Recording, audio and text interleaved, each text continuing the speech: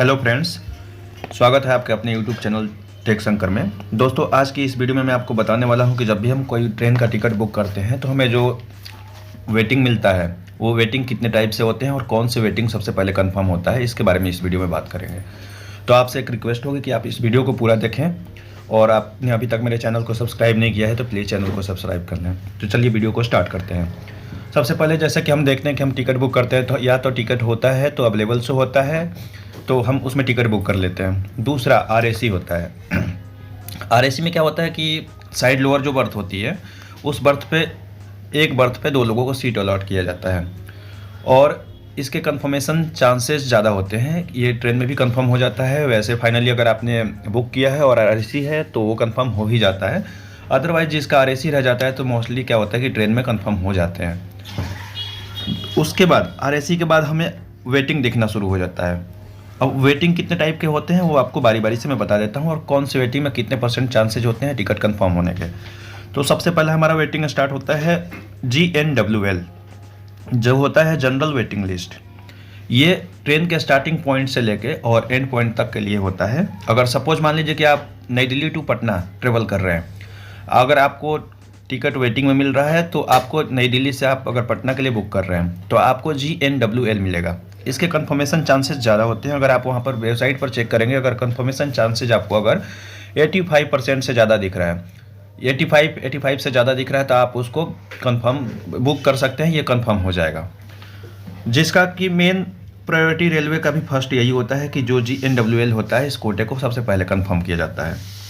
उसके बाद दूसरा आता है RLWL। इसका होता है रिमोट लोकेशन वेटिंग लिस्ट।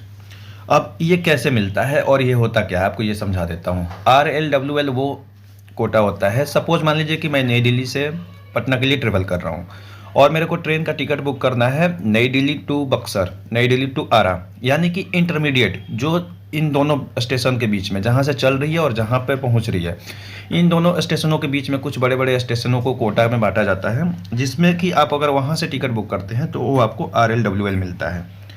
इसके कंफर्मेशन चांसेस अगर आप वहाँ पर वेबसाइट पर चेक करेंगे, अगर 75% तक शो होता है तो आप कंफर्म चांसेज है कि आपका कंफर्म हो जाएगा। और रेलवे की ये सेकेंड प्रायोरिटी होती है। GNWL के बाद से RLWL को कंफर्म किया जाता है। उसके बाद अगला नंबर आता है PQWL का। PQWL क्या होता है वो आपको मैं बता देता हूँ। ये होता है पूल्ड कोटा वेटिंग लिस्ट। इस कोटे में आपको टिकट अगर मिल रही है तो आपको बुक नहीं करनी चाहिए, क्योंकि pooled quota waiting list confirmation chances बहुत लो होते हैं।